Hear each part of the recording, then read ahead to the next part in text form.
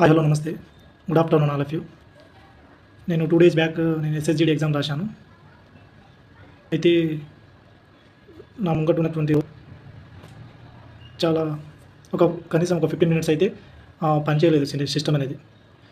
మాది కానీ ఆపోజిట్ రో ఉంటది కదా! ఆ రో వాళ్ళది అసలు పనిచేయడం లేదు. 15 మినిట్స్ అని టెక్నికల్ ఇష్యూ అని ఏదో హ్యాక్ చేశారని చాలామంది అంటున్నారు.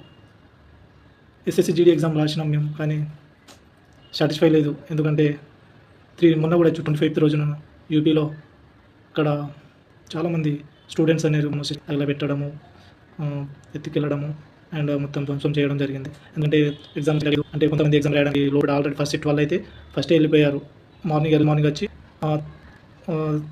వచ్చి వాళ్ళు ఎగ్జామ్ రాయడానికి వెళ్ళిపోయారు లోపల. అండ్ బయట నుంచి అయితే తాళం వేసారంట. అలాంటి సిచ్యువేషన్.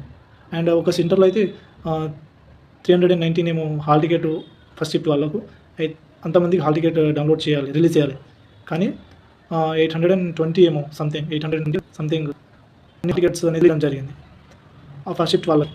అంతమంది అది తెలియని సిచ్యువేషన్. అంటే first of all SSGD conduct చేయడం మరి దారుణంగా జరుగుతుంది. ఇంతకుముందు స్టేట్ గవర్నమెంట్లోనే జరుగుతుంది అనుకున్నాం. ఇప్పుడు సెంట్రల్ గవర్నమెంట్ ప్రిపేర్ అయ్యే వాళ్ళకు కూడా ఇలాంటి సిచ్యువేషన్ వస్తుందని నేను అసలు ఎక్స్పెక్ట్ చేయలేదు. చాలా సంవత్సరాల నుంచి ఎంత మంచి పేరు ఉంది, కానీ ఈ విధంగా చేస్తారని అసలు ఎక్స్పెక్ట్ చేయలేదు.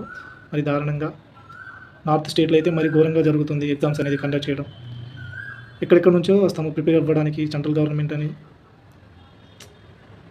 కానీ చాలా కష్టంగా నిరుద్యోగులు చదవడము, గవర్నమెంట్ జాబ్కు ప్రిపేర్ అవ్వడము అంటే చాలా దారుణంగా అనిపిస్తుంది. ఎందుకంటే ఇలాంటి సిచ్యువేషన్ డబ్బులు ఉన్న వాళ్ళకి ఉద్యోగాలు రావడం అనేది ఇప్పుడు జరుగుతున్న రూమర్స్. డబ్బులు ఉంటేనే రావాలి, ఏదైనా జాబ్ కొనొచ్చు అనే సిచ్యువేషన్ ఉంది ఇప్పుడు. డబ్బులు ఉంటేనే ఏదైనా గవర్నమెంట్ జాబ్ కొనొచ్చు, ఏదైనా చేయొచ్చు. కానీ మనలాంటి వాళ్ళకు చాలా చాలా భ్రమలో ఉంటాం మనం. ఇంట్లో వాళ్ళు అంటారు చదువుకో మంచిగా గవర్నమెంట్ ఉద్యోగం సాధించు, కన్సిస్టెంట్గా ప్రిపేర్ అయ్యే వాళ్ళకైతే మరి దారుణంగా ఇలాంటి సిచ్యువేషన్ వస్తాయి. మేమైతే ఇంట్లో ఇప్పుడు కొన్ని వర్క్ చేసుకుంటా పార్ట్ టైం జాబ్ చేసుకుని చదువుకోవడం ఇలా జరుగుతుంది. కానీ దానిపైన ఫోకస్ పెట్టి కన్సిస్టెంట్గా దానికి ప్రిపేర్ అయ్యే వాళ్ళకైతే మరి దారుణంగా ఇది. చదువు మీద హోప్స్ పోయినాయి ఇలాంటి సిచ్యువేషన్లో ఉన్నప్పుడు. గవర్నమెంట్ జాబ్ మీద హోప్ పోయింది బ్రో.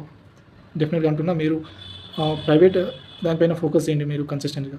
గవర్నమెంట్ అయితే ఇంకా కష్టం. మన సిచ్యువేషన్ను హ్యాండిల్ చేసుకోవడము, మన ఇంట్లో వాళ్ళ పరిస్థితులను మనం ఆలోచించుకొని చూసుకోవడము మనకు కాని పని. ఇది మనం ఏదో ఒకటి వర్క్ చేసుకొని ప్రైవేట్గా మంచిగా దానిపైన ఫోకస్ చేసి దానిపైన కన్సిస్టెంట్గా ఒక కంపెనీలోనే కనీసం ఒక 1 or 2 years కన్సిస్టెంట్గా చేసినాం అనుకో, నీకు ప్లేస్మెంట్ అనేది దొరుకుతుంది.